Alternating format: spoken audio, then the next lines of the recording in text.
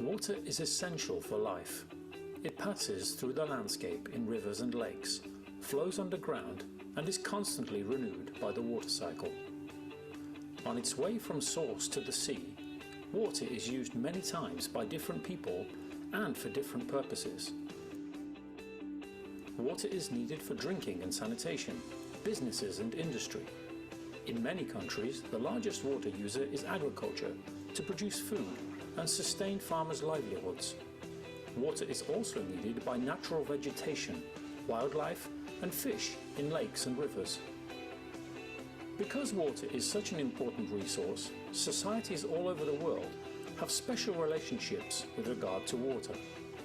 They have developed rules to define how much and when the water can be extracted from a water body like a river, lake or canal. Who can extract this water? For which purpose can it be used? In which conditions water should be returned to the environment? For example, if a farmer wants to use water from a river to cultivate her land, she may need to apply for a permit from the Water Users Association based on the water law. In exchange, she may be asked to help to maintain and clean the canal built by the community. In many societies, water or water bodies also have special cultural or religious values. People enjoy water for recreation, and some consider lakes and streams holy places. All these relationships, rights, rules, duties and practices can be described as water tenure. The relationship, whether legally or customarily defined, between people as individuals or groups with respect to water resources. They can be formal, written down in water laws, regulations and policies. Others are customary, unwritten, communicated by word of mouth and passed on from generation to generation. Water tenure arrangements may allocate various rights, in particular the rights to use water, and define the duties to protect the water resources for other users and natural ecosystems. They can also define how water users can resolve conflicts over water resources. Different water tenure arrangements may coexist in the same region or community, and water users may be part of more than one water tenure arrangement. In many places, rights to use water are traditionally tied to land rights. The owner of a land may have the right to use the stream that runs through her property or the groundwater below her plot.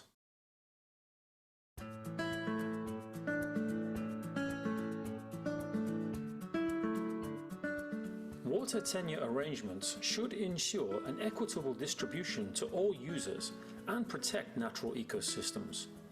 It is important that existing water tenure arrangements are coherent and that all legitimate tenure rights are recognized by national legislation.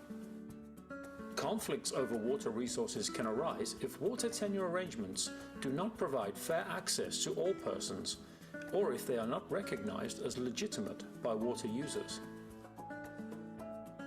Water tenure arrangements play an important role in building resilience to increasing extreme weather events, like droughts due to a changing climate. For example, tenure arrangements may regulate how water resources are equitably shared in times of water shortage. Finally, water tenure arrangements must protect the use rights of vulnerable and marginalized groups, including women, small farmers, fisherfolk, and indigenous people, particularly those who do not have access to land. Water is a vital resource. Everyone, including smallholder farmers, must be able to access and use it without excluding others, to sustain their livelihoods and to ensure that no one is left behind.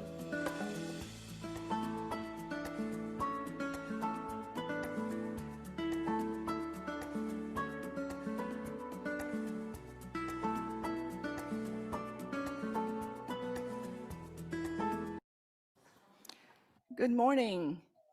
Please take a seat and we're going to get started very soon. Good morning to everyone. This is Rafiqul Alam from Bangladesh, Barishal. Thank you Region of very much. For those participating online, please mute your microphones because we're going to be starting the program very soon. Thank you.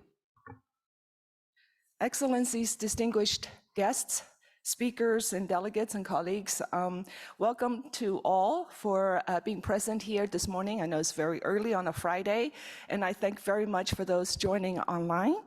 I'm Sasha Kuoshima. I'm the Deputy Director of the Land and Water Division of FAO, and I'm honored to be your moderator this morning.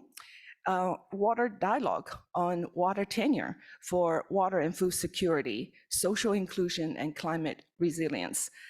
Today's global dialogue on water tenure is an important contribution to FAO's mandate in eradicating hunger worldwide, with distinguished speakers and partners from government, civil society, academia, and indigenous peoples. So before we begin, let me start with some logistical matters. Please come in and take a seat. This event will be recorded and will be made available online afterwards on the Land and Water Division website. Interpretation is available in 3 UN languages, and if you're joining via Zoom, look for the globe icon at the bottom of the screen and select your language. And please use the chat for those who are participating online. Mute your microphones and use the chat to participate. And for attendees who are in the room, you can also select the language of your choice at your desk. And there will be Indonesian speaker to English as the second speaker, so please get that ready. I would now like to welcome Mr. Li-Fan Li, the Director of FAO's Land and Water Division, for his opening remarks.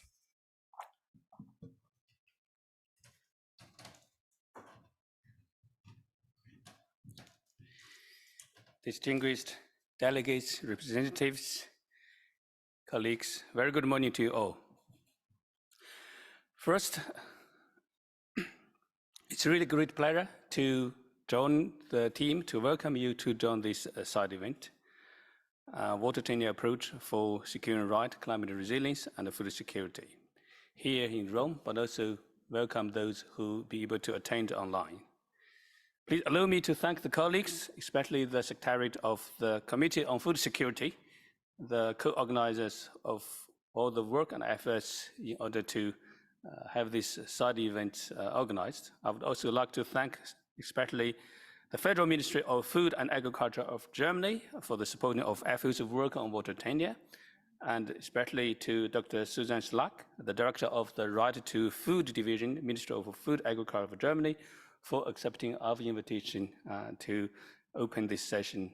This is a great new opportunity to already capitalize the opportunities and also build upon what we have been doing in the past few years to deepen our collaboration with all the partners and other institutions on the water tenure.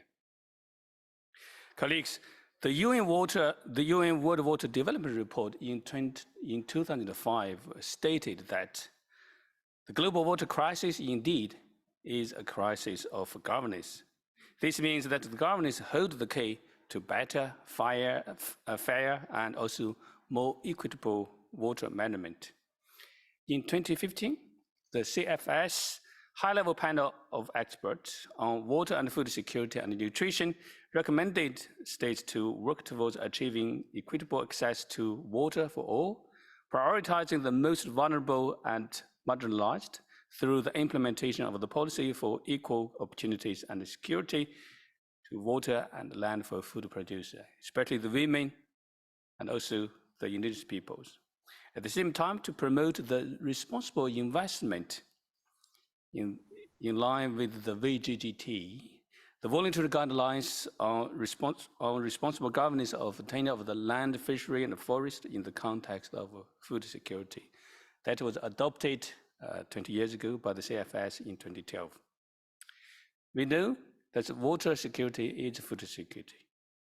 These are the interlinked two challenges that we are facing. In many parts of the world, food security hindered on the water access to irrigation. But many farmers don't have access to water. Where water is scarce, farmers are struggling to produce more food and better food to maintain their livelihood. At the moment, we know we have about 735 million people still suffered from hunger. And if we look at the projections to the future, by 2050, simply we need to produce much more food for a growing population of 10 billion, which means we will need much more water and much more land. From a water perspective, even under a sustainability scenario, at least we need additionally 25% of more fresh water. That is a huge challenge, recognizing that we are already facing lots of challenges in many parts of the world in terms of water allocation, water access. Irrigated land account for 20% of the arable land, but produce 40% of the food that we eat. So we have to put our thoughts together to see how we can better manage our water and our land in the future to meet the increasing demand. Dear colleagues, over the past few years, FAO and partners at the country, regional, and global levels have already worked to improve water governance through a better understanding of the water use and also water tenure arrangement by the different scenarios. FAO's focus on water tenure really try to improve the access to water by all legitimate water users, whether their right has been set up in the formal or customary manners. It is clear that we need to upscale our work on water tenure and its responsible governance. A milestone decision last year, that's the FAO Council and FAO Program Committee, recommended that FAO to organize a global dialogue on water tenure in collaboration with other UN agencies and all members. This dialogue was launched at the UN 2023 Water Conference in March this year in New York, and it's also part of the FAO's aid commitment to the global action agenda. It is clear that the global dialogue needs a strong basis of committed partners worldwide in order to succeed in identifying the principles for a responsible governance of water tenure. I would like to really thank all the partners who have worked together with us to a better understanding of water tenure and effectively improve its governance, particularly Rwanda, Senegal, and Sri Lanka, and many of them have contributed to this side event as well. I kindly invite all of you to join this dialogue, not only here today, but also through the future event and the dialogues at different occasions, really contribute to this discussion. Dear colleagues, in closing, I really want to thank the government of Germany again for their support to this work, and also through the new project that's under development, which is Knowing Water Better. And hopefully we can build upon what we have done in the past few years, really to scale up the capacity of responsible governance of water tenure in supporting food security, climate resilience, and social inclusion. With that, I thank you very much for your attention. I wish you a very fruitful discussion. Thank you. Thank you, Director Lee, for putting the global dialogue on water tenure in the wider context of food security, climate resilience, and social inclusion, and for this commitment under the Water Action Agenda.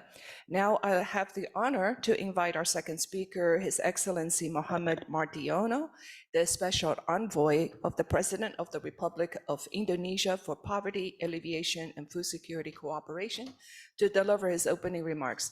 Mr. Mardiono will be addressing the meeting in Indonesian, so please put on your headsets if you plan to listen in your language. Thank you.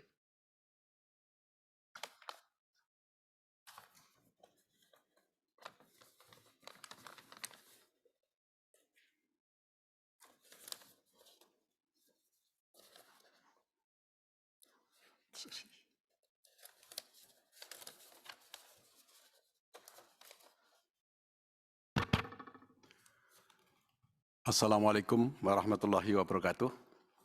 Hadirin yang saya hormati, merupakan suatu kehormatan bagi saya untuk berbicara atas nama pemerintah Indonesia pada CFS yang ke-51.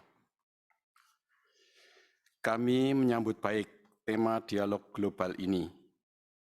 2 tahun ke depan, tema Biennium FAO yaitu air adalah kehidupan, air adalah pangan.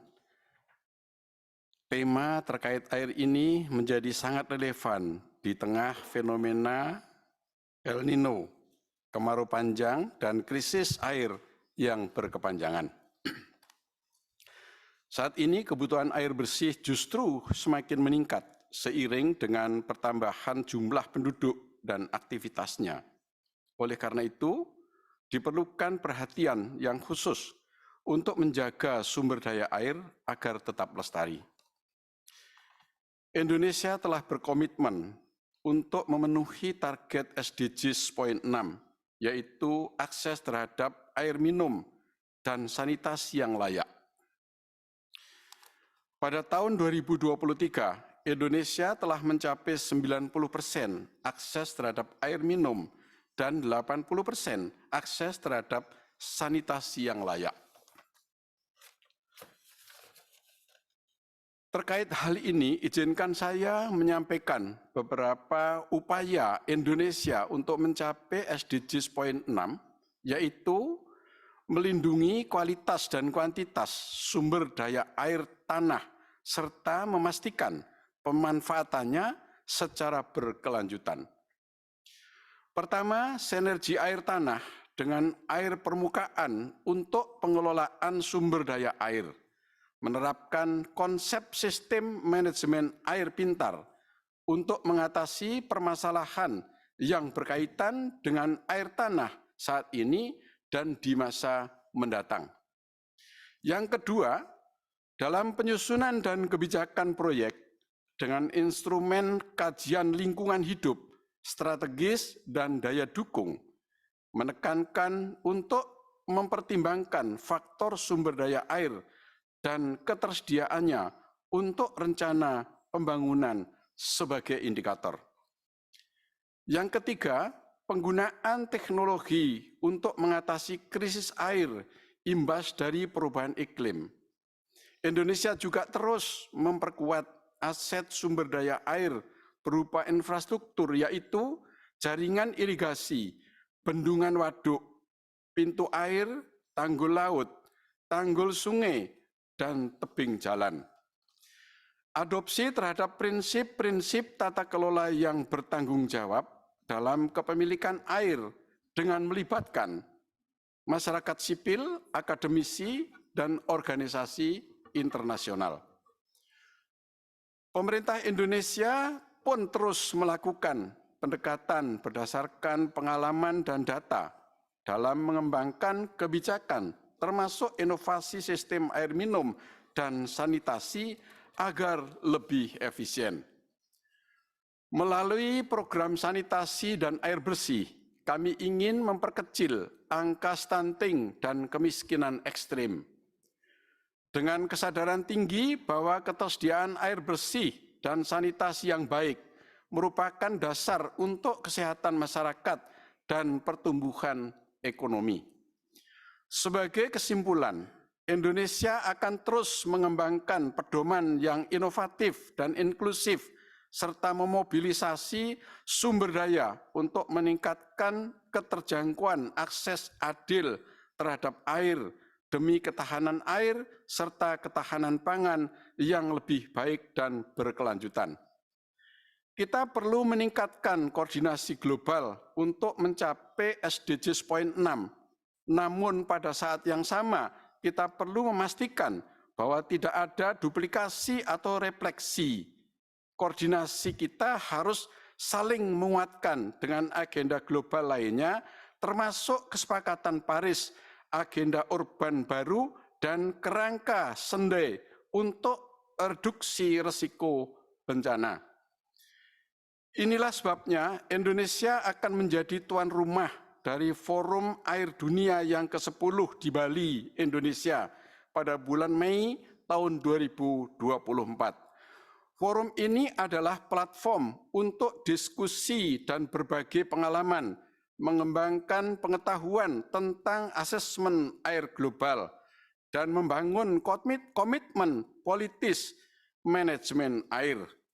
Terima kasih atas segala perhatiannya. Wassalamualaikum warahmatullahi wabarakatuh.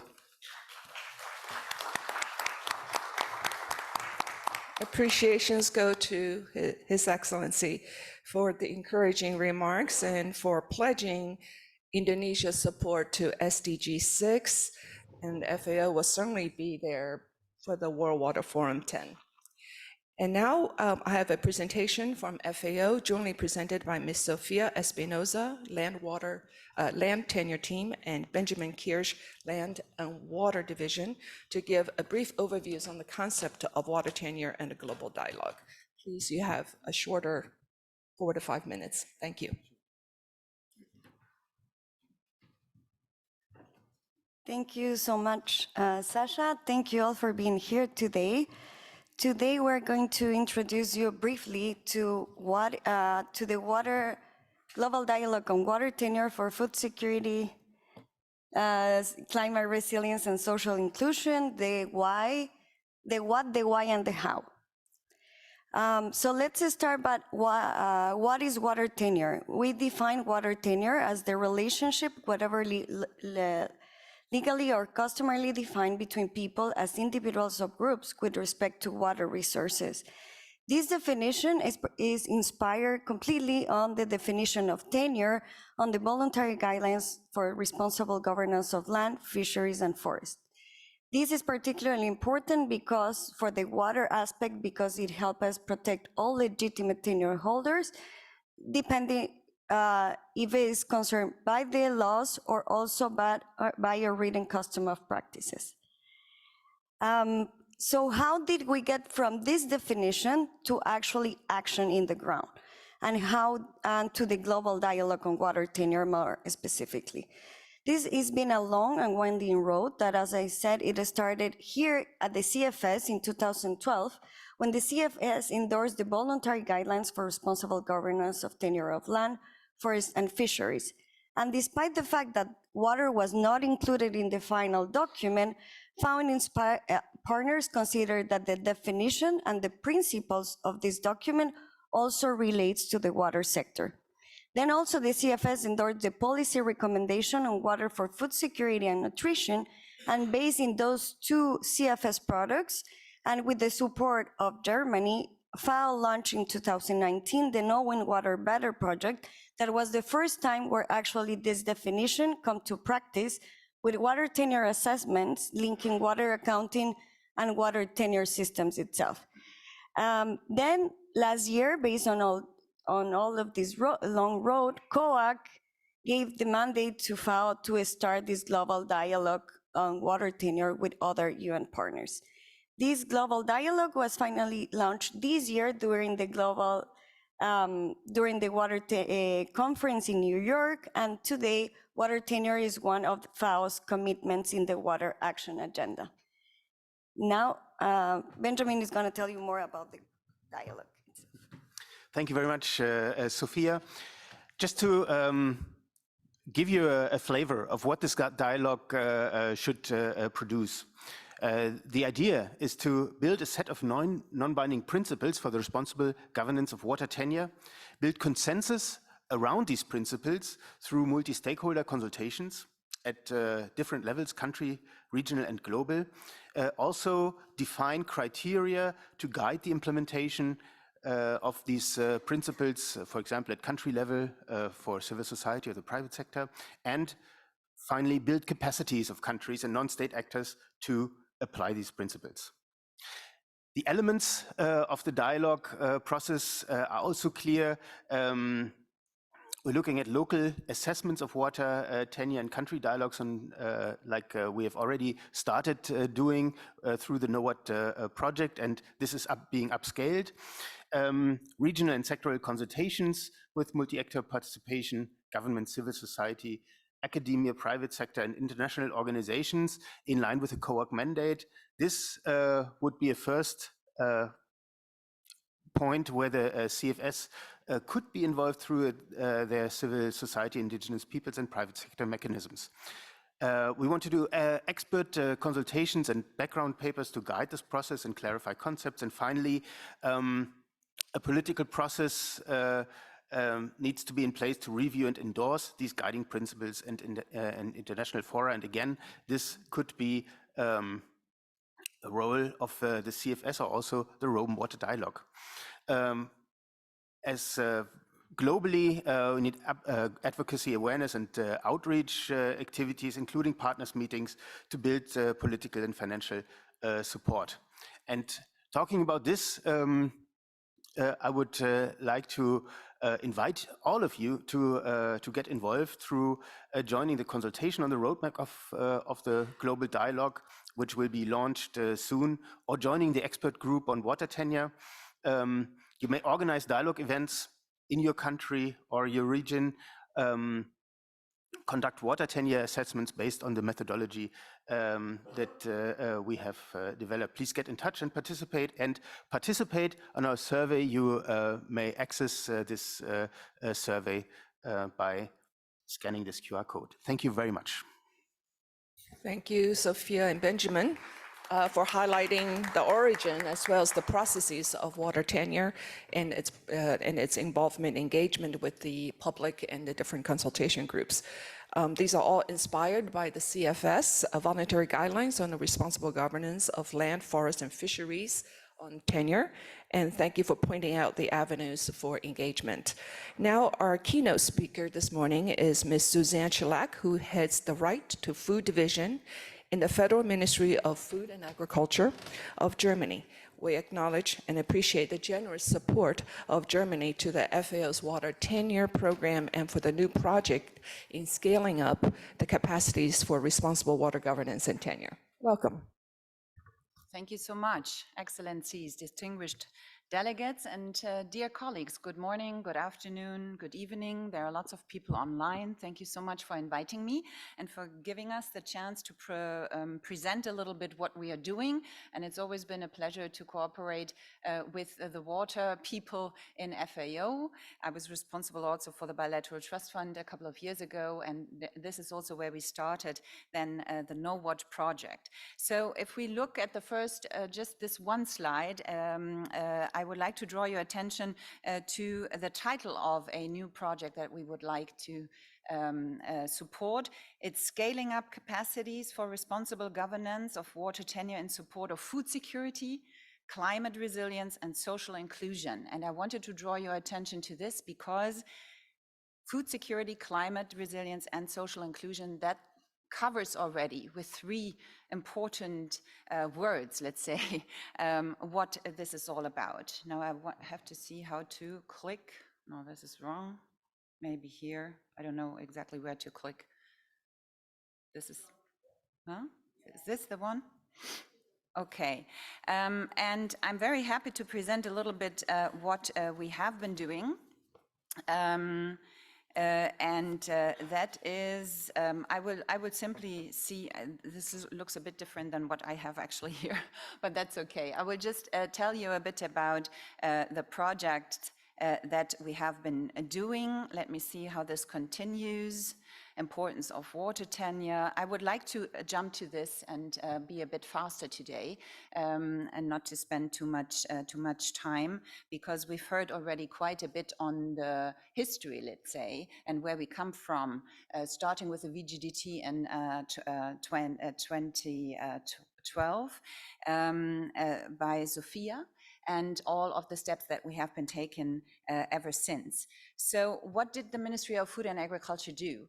We started in 2019 with a Know What program, which has been improving, let's say, overall, the understanding of water tenure, and has led to a successful application of this knowledge through more equitable and sustainable water management, and that by targeting activities in the fields of water accounting and water productivity. And we had been concentrated especially on 3 pilot countries, on Rwanda, on Senegal, and Sri Lanka. We've heard that already. And so the most important part was that Know What was really a project that fueled, let's say, the dynamic debate on water tenure. And we were able to support, let's say, assessments in the regions that were the focus areas, to see also how we can build a network of experts by hosting events and giving presentations on water tenure on global conferences, and to support this whole, let's say, discussion process that we were witnessing. And ever since, and we've also heard that this issue of water tenure has been included in bigger events like the World Water Week, the World Water Forum, UN conferences. And why is that? Because if I look at it from my perspective as a right to food expert, or at least I'm very dedicated to it, since we have been working so intensely on that very human right to food and adequate food, like water. This is the essential idea to try to support and also achieve food security. And it is so closely interlinked that we need to look at these linkages. So with the successes of No Water, that project, we would like to scale up and talk about even more when it comes to the Scale What project that will start this year. And here we would like to, let's say, address the critical need to improve the governance of water. And we've heard that we were working quite a few years ago, 11 years ago, on the VGGT. We were ready to adopt voluntary guidelines on land tenure. And at that time, we knew that water would be an important issue, but we also knew that it would be very difficult to work on voluntary guidelines on water tenure. And therefore now it seems that we are getting more and more to the moment where we are ready to also attack that interlinkage and the importance of water tenure. And so with the Scale What project, I think what is at stake is that we want to increase the number of local tenure assessment and introduce country dialogues. It will be an integral part of the global dialogue that we just heard about. There are supposed to be regional consultations at a subcontinental level, which includes governments, civil society, research institutions, private sector, and of course, international organizations. And I think this is also really the point where CFS can come in. We can talk about that a bit later as well. These regional consultations will also serve as input to global activities on advocacy and on outreach. So I think these bottom-up processes, right, that is always very important to kind of look really what is happening in the respective contexts in different regions in the world. And it's wonderful to have the delegation and His Excellency from Indonesia here to give us a certain perspective that probably is very different in Germany. And we have been talking about this before the event started. So I think now is the moment, where we realize we have to attack these issues, and everyone in the world understands that. And I can only encourage you also to do the best what we can do in regard to the let's say building up on multi-stakeholderism, like trying to get all the voices to the table. So with the Scale What, we will be working especially in South America and Southeast Asia. We will be working in Colombia and Thailand. So expand a bit the regions that will be the focus areas to work with. And we would like to achieve, let's say, to build up on existing initiatives. We would like to work on improving really local tenure governance. We would like to build on strong working relations with international organizations. we think that it is very important and that it is a very good window of opportunity to scale up what we started with FAO a couple of years ago and to support that process that leads us to, well, the tenure of water rights in its inclusion as a human right for food security and also social inclusion and climate resilience. That is really something that we would like to build on. We can distribute also, of course, the slides. I've been talking a bit, not on all of the slide at the very moment, but it is really, well, an engagement that we want to strengthen. And we do hope that also talking about this important issue during CFS Week, we can build on what we already have in CFS, a very strong multi-stakeholder instrument, yeah, with which it is worth working to use the expertise. I mean, it is where everything started with CFS, so I would really plead for using that instrument, using that cooperation with CFS to have everyone involved in order to solve, hopefully, at least work on such an important issue. And yes, I would like to thank you for your attention.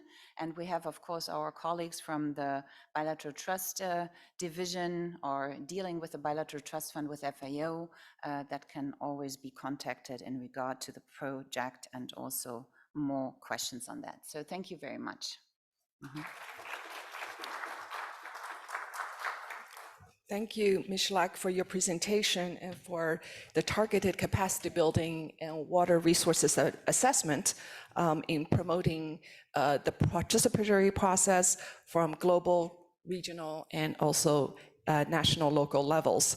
And we are very much looking forward to have Germany and various countries and to participate in this discussion under the governance theme of the World Water Forum, in which FAO is also organizing.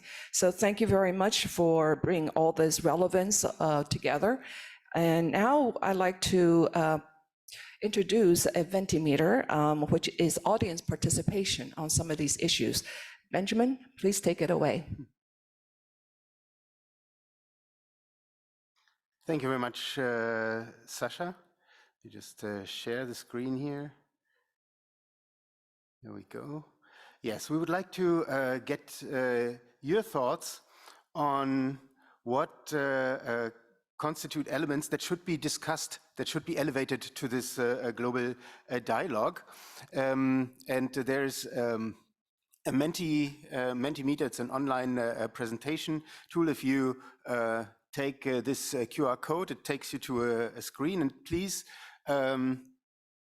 give us your thoughts on which issues should the global dialogue on water tenure address. And we will be coming back to your answers after this next podium session. Thank you. Thank you, Ben. And now we'd like to show you a short video from FAO partners to give us their take on water tenure, human rights, social inclusion, and integrity. So let's hear the testimonies from Mr. Pedro Arrojo Agudo, UN's Special Rapporteur on Human Rights to Water and Sanitation, Ms. Barbara Schneider, Executive Director of Water Integrity Network, and Ms. Jessica Troll, Program Director of Environmental Law Institute. Can you please pull up the video?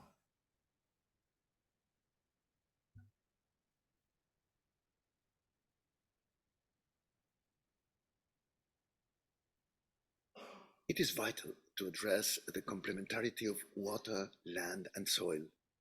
Under this approach, my recent report to the Human Rights Council addresses the convergence of two vital challenges, especially for those living in poverty: realizing the human right to safe drinking water and restoring the health of aquatic ecosystems. I always insist that the paradoxical global water crisis on planet water, the global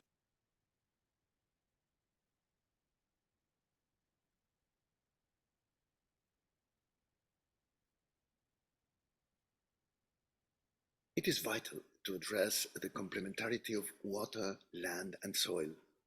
Under this approach, my recent report to the Human Rights Council addresses the convergence of two vital challenges, especially for those living in poverty: realizing the human right to safe drinking water and restoring the health of aquatic ecosystems. I always insist that the paradoxical global water crisis on planet water, the blue planet, is not so much due to problems of scarcity, but of governance and sustainability. In this context, the ongoing climate change which deepens and accelerates this global water crisis requires to address two main challenges: making peace with our rivers and aquatic ecosystems, guaranteeing their sustainability, and to promote democratic governance of water understood as a common good and not as a commodity. Addressing these challenges requires a sustainable and human rights-based approach to water management, which means promoting integrated management of the various uses and functions of water, but ensuring the sustainability of ecosystems and the human rights at stake. Water tenure sits at the heart of the current polycrisis of water, where climate chaos, increasing water demands and water pollution, and very importantly, the closing of civic space are intersecting with deeply concerning implications. In the face of this polycrisis, water tenure is critical as a system that serves to balance unequal power relations in society and to ensure, amongst other things, that the water rights of small and micro-scale farmers are protected, thereby protecting the food rights of many in the rural and peri-urban areas of developing countries in particular.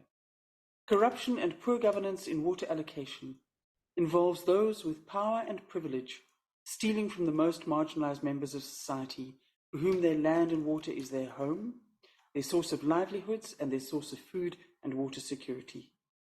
Water tenure must, therefore, be understood as operating in a context of often systemic corruption and abuse of power.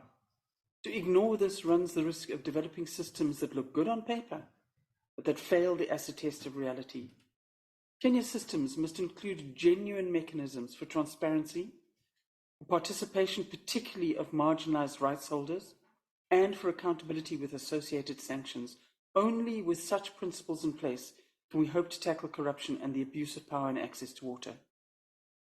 I'd like to focus my brief remarks today on the water tenure rights of the 2.5 billion Indigenous peoples and local communities who steward approximately half of the world's land, but have legal rights to only about 10% of this land and its appurtenant water resources.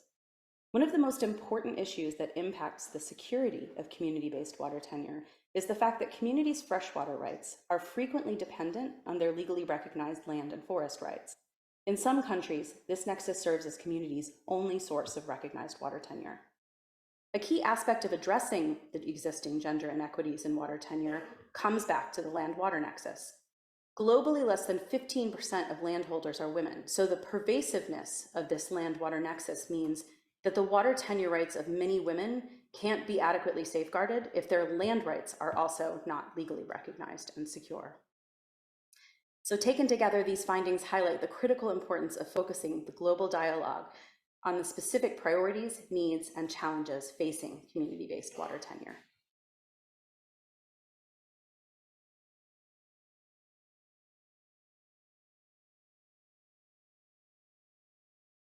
Thank you very much for all the speakers. And now I'd like to introduce our panel speakers.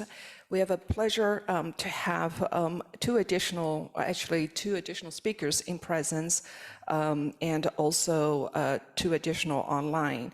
And I will ask each of the speakers a question unique to you, and please limit your interventions to 2 minutes. I'd like to go back to Ms. Suzanne Shellac. One aim of the global dialogue on water tenure facilitated by FAO is to advance towards the realization of human rights to water and food, which you have referred in your presentation. But based on your experience, can you name one issue that should be included in the global dialogue as a matter of priority? Thank you very much. Thank you for this question. And I think being at CFS and coming from that discussion of basic human rights, fundamental human rights, right to food and right to water, and the interlinkages. I think it is very important to look at it from a holistical approach and point of view. We've heard about the linkages between these questions of how to manage land tenure, how to manage food security, and water in it is really important. And I think it needs inclusivity. I have been saying that. We need knowledge of those that are marginalized, of indigenous people, of everyone who is involved. And I think really that the multi-stakeholder platform and the civil society mechanism within CFS can be of a very importance for this whole discussion. So yes, I would say that inclusivity and holistically looking and discussing that issue is probably key, because we are dealing with human rights here. And yeah, probably that is something where from processes that we had when it comes to guidelines that were worked on, we can learn a lot. And I'm very happy to see that we are on this way. Thank you. Thank you very much for highlighting the inclusivity and holistic approach, which is exactly what we're trying to do here. Thank you. And then I'd like to go to our online speaker, Al-Sad Diazei, I hope I didn't butcher your name, who is the flood control officer from Rwanda Water Board. Assad, what can governments do to ensure equitable and fair access to water resources, and how is Rwanda responding to this challenge? Thank you very much, Sasha. Governments should ensure equitable water allocation to all water users, taking into consideration vulnerable people and environmental flow requirements.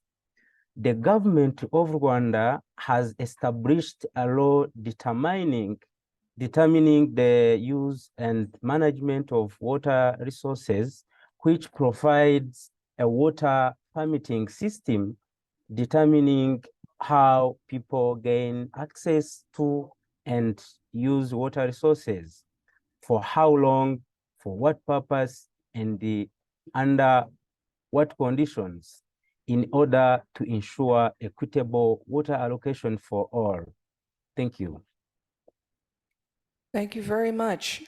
And I'd like to go to Michael Taylor, Executive Secretary of the International Land Coalition, who's with us today. Thank you for your time. What links do you see between land tenure and water tenure, Michael? Thank you very much, Sasha. This is it's a big question. So to say one thing in 2 minutes is quite a challenge. But let me try and share from the experience of the 300 members of the International Land Coalition that were very much behind the process in the development and then since the use application of the voluntary guidelines on good governance of tenure fisheries and forests. And it's really that if you would ask our indigenous, ILC's indigenous people organizations or smallholder farmer organizations or women's organizations, they don't see water as something separate or different from the land and natural resources they use. It's part of the same package. If you talk to pastoralists and the way that they talk about their landscape, the grazing and the water are integrally related because the grazing is useless without the water. So land and water tenure are one and the same thing in the territories that people know and use and make their livelihoods. So it's really just, I guess, another way of expressing what Suzanne was saying of an inclusive and an integrated approach. And I think as in doing this, also then to re-emphasize the inclusive side, we're dealing with not only a finite resource, but actually a reducing resource. Water is the same as land in that respect. Degradation and drying up are making this resource less. At the same time, the demands are increasing because population and consumption is growing. And so from the land world, we realize that as soon as you talk about these issues, you have many, many different perspectives and many demands, and you cannot meet all of them. So you have to come down. You have to have a framework which allows you to decide what's your priority, who do you give precedence to. I think taking a human rights approach gives a very good approach, because that means you look first and foremost, what are the needs and the priorities of the women, the men, the communities, the indigenous peoples, the pastoralists, the smallholder farmers who live on that land. Because certainly when you talk about water, they will not be the only people who want that water. There will be many, many, many, and many more powerful bodies and interests over that water. And so how do you create a framework that allows you to recognize that there are many interests, and many of those interests are legitimate, but you have to give precedence to those people who live and use that as the basis of their livelihood. I could say so much, but thank you for the chance to say that.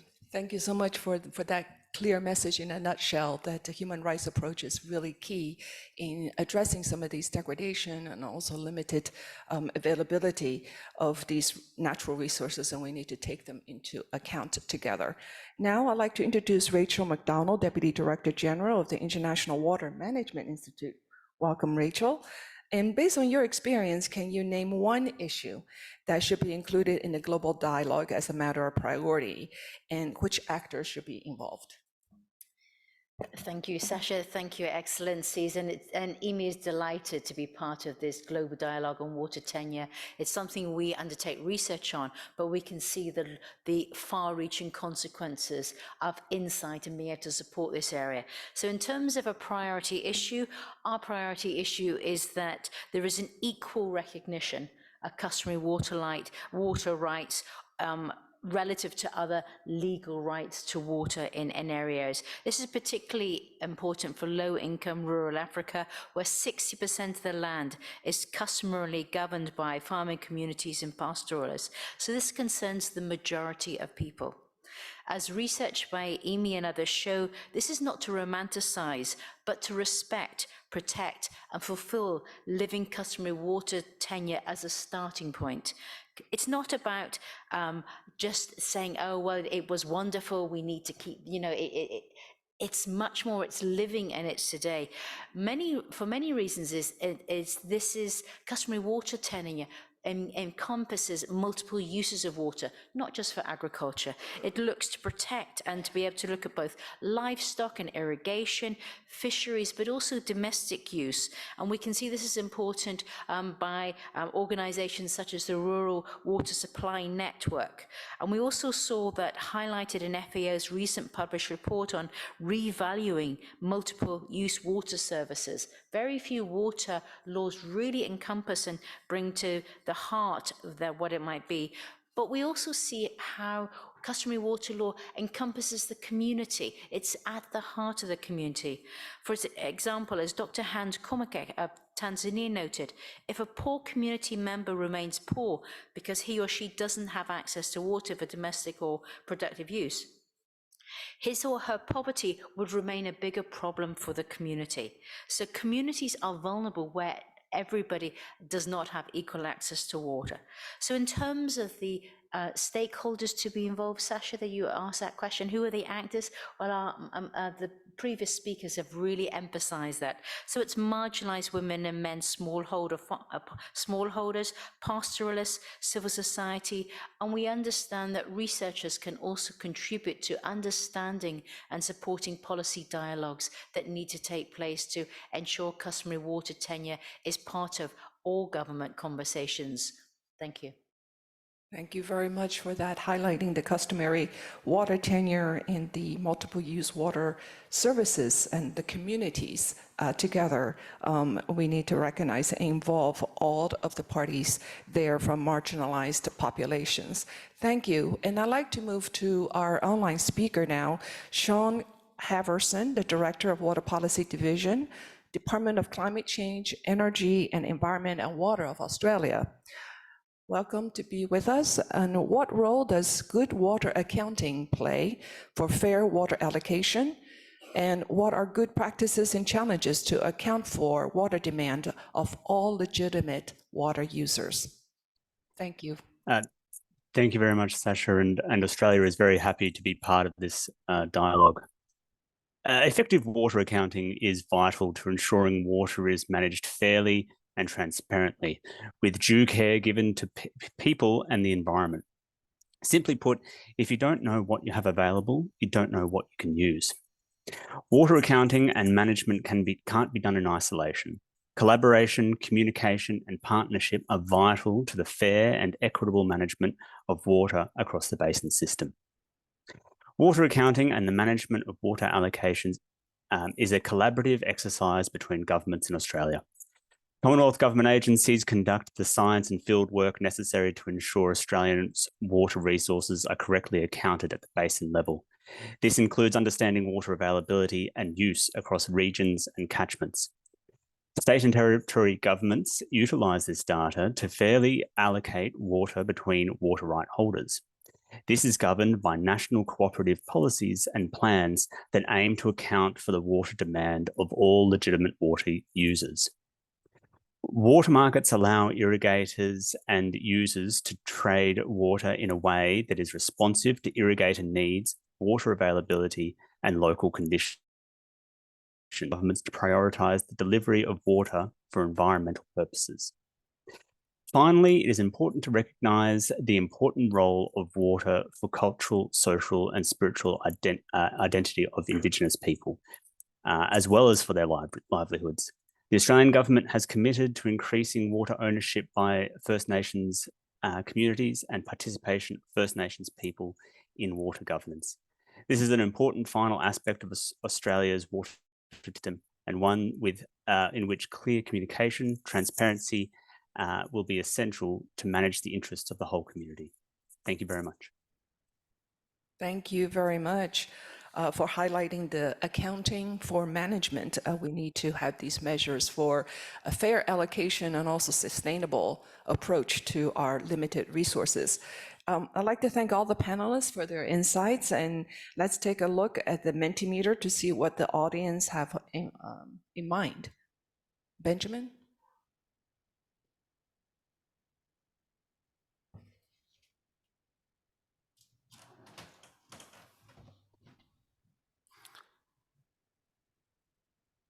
Yes, let's see, indeed. You've been very active.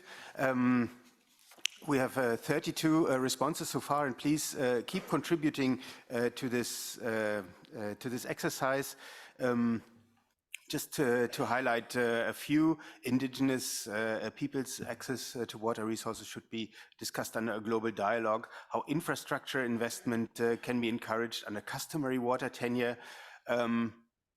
women and vulnerable people inclusion in water tenure arrangements, and we need to also look at the farmers' perception on water users. Those are some points that you mentioned, and please keep contributing to this debate. Thank you. Thank you. Since we have gone over time, so I will try to make the second part of this program shorter. First, let's see a quick video again to kick off the debate in the second portion, which we will address food security and resilience in relation to water tenure. Can you pull up the video, please? We have Nature Conservancy, German Institute for Development and Sustainability, and OPIAC, Indigenous Populations from Colombia. Over 60 million people rely directly on freshwater fish for their livelihood, more than 50% of whom are women. And every human on the planet relies on freshwater ecosystems, both directly for drinking water and indirectly for their food and livelihoods. It is clear that inland fisheries are essential for many people and economies, and inland fisheries need intact freshwater ecosystems and secure water tenure. Strong freshwater tenure, inclusive of fish and fisheries, will elevate the needs of both people and biodiversity alongside energy, flood control, irrigation, and storage. A holistic vision of water tenure that includes fisheries will increase the collaboration among overlapping yet distinct ministries managing freshwater systems, such as Ministry of Environment, Agriculture, Fisheries, Economic Affairs, and Health. Healthy ecosystems can improve the quality of water for the benefit of both people and biodiversity. For many people around the world, poor water quality is a threat to their secure water tenure. Water tenure that considers fisheries ecosystems not only supports the environment, but also the people depending on the aquatic ecosystem for fisheries and irrigation, both of which are essential to increase food security. I would like to briefly emphasize the importance of the understanding and responsible governance of water tenure, especially for achieving food security of the marginalized groups of the people in the global south who are also the most vulnerable to climate impacts. Water is a fugitive resource. Efforts to regulate access, use, and management of water through conventional concepts of property rights have seen limited success in different contexts. Water rights are intricately linked to land rights, making it even more complicated to understand the dynamic and multiple relationships between humans and water. The concept of water tenure is proven useful for understanding such multiple relationships, whether legally or customarily defined, and for assessing the water governance systems. Access to supplemental irrigation for smallholder rainfed farmers is crucial for making them food secure and climate resilient, especially in the semi-arid and arid regions of the world. On the other hand, there are significant investments being made, especially in the sub-Saharan African region, to develop irrigation systems through bilateral, multilateral, and private actors. In this context, a global dialogue on water tenure with wider participation of multiple stakeholders at different levels is crucial to promote assessments of water tenure as a mandatory instrument for any investments that affect existing tenure relationships of water, especially those of the most vulnerable groups. Hoy quiero manifestarles a ustedes, nosotros como pueblos indígenas, lo que hemos hecho es convivir con la madre naturaleza. De allí, nosotros, los pueblos indígenas, para nosotros es un elemento sagrado, porque del agua es que nosotros sacamos para poder alimentar a nuestros hijos. Y a nivel de nuestra cosmovisión también es algo que en nosotros como pueblo indígena nos refleja, porque con el agua curamos, con el agua hacemos nuestros rituales, porque nuestros ancestros nos han dicho que esta esencia de la vida que tenemos gracias al agua. Por eso es que lo hemos cuidado, lo hemos conservado.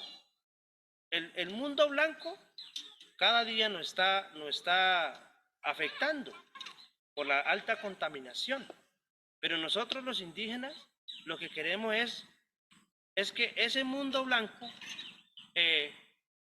transversalice su conocimiento con el conocimiento que tenemos como pueblos indígenas.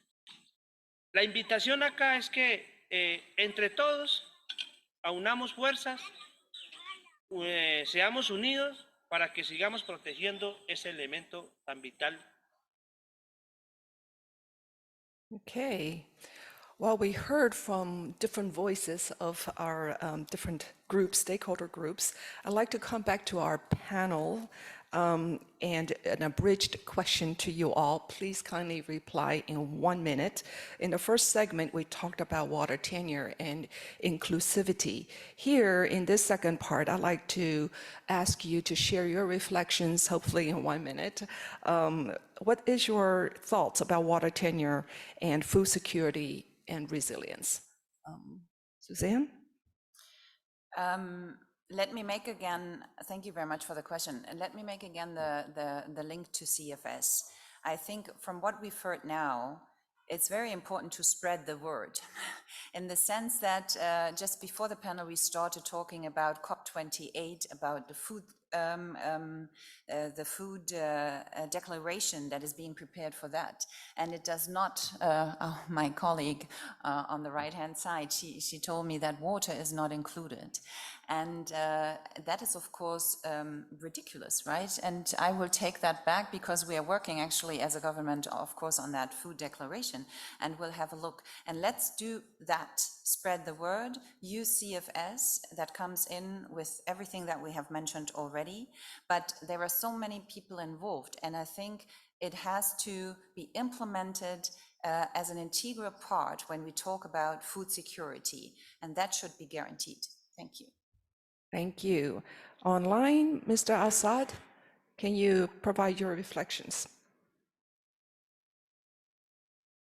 Thank you, Sasha. So, water tenure as it's a core in the development and food security.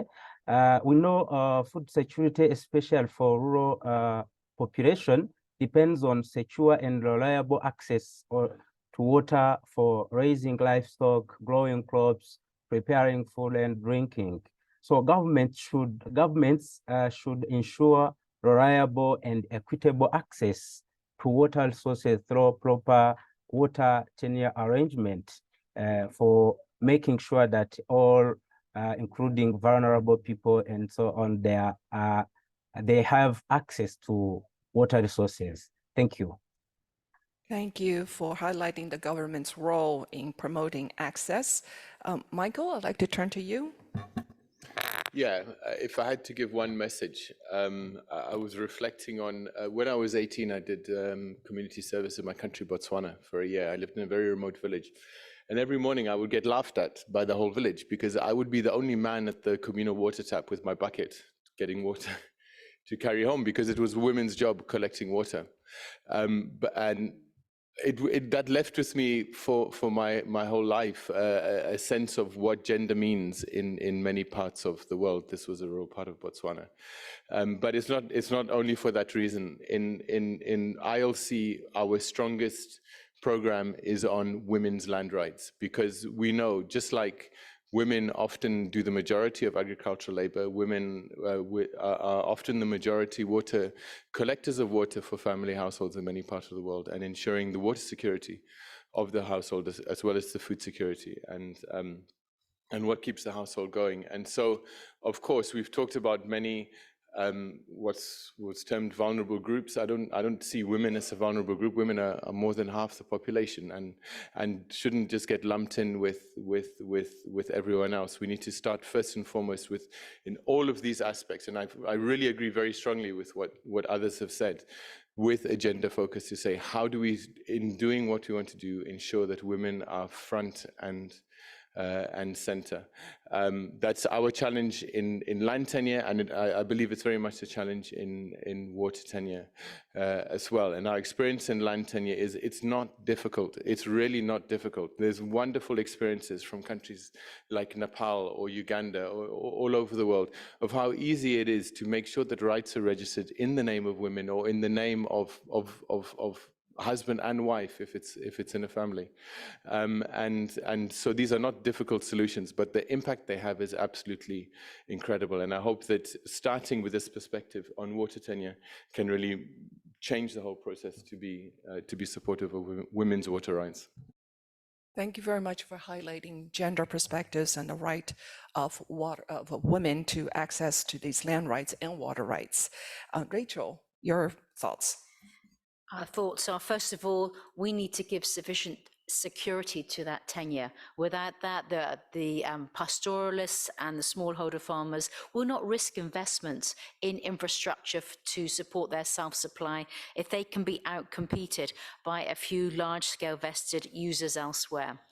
In terms of policy instruments, we see three as being critical. The first one is the constitutional right to water and food and voluntary guidelines for responsible government of land, fish and forest tenure are all key principles.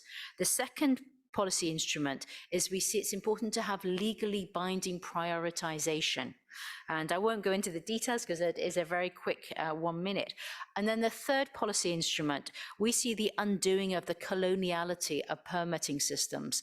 Those permitting systems are very much securing water for a few.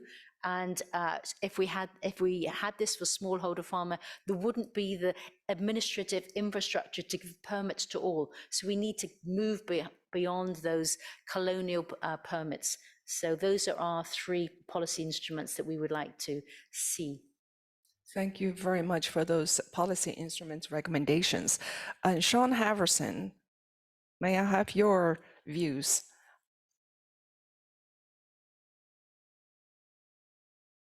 Do we have a connection from Australia?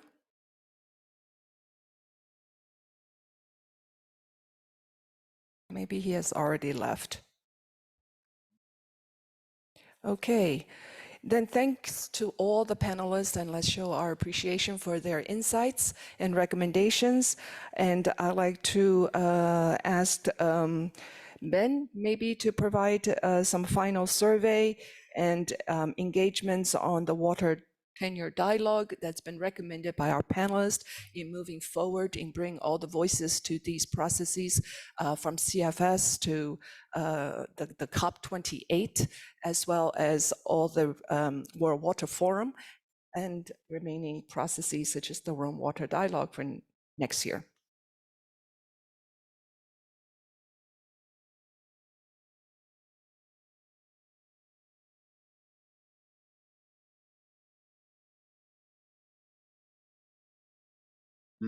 Have come in. People are saying that we need to include aquatic foods that can be important in relation to nutrition and poverty reduction, have strong connections to land and water use. We need mechanisms for water reallocation to address historic inequalities. Hybrid water laws approaches that combine statutory and customary approaches. We've heard a lot about this dichotomy of formal versus customary water rights. And finally, water for life has a higher priority than water for profit. Those are some of your responses. Of course, this presentation will be shared with all registered participants after. And let me just quickly go back to the slide that I shared in the beginning to invite you to participate in our survey on the water tenure dialogue, where in this survey you can add your thoughts, you can manifest your interest to participate in the dialogue in different instances, and we look really forward to your replies. Thank you. Thank you. And now I'd like to conclude this session, and thank you very much for your participation in presence and also online, and to the Secretariat, the Committee for Food Security, the co-organizers of this work and effort to make this side event possible.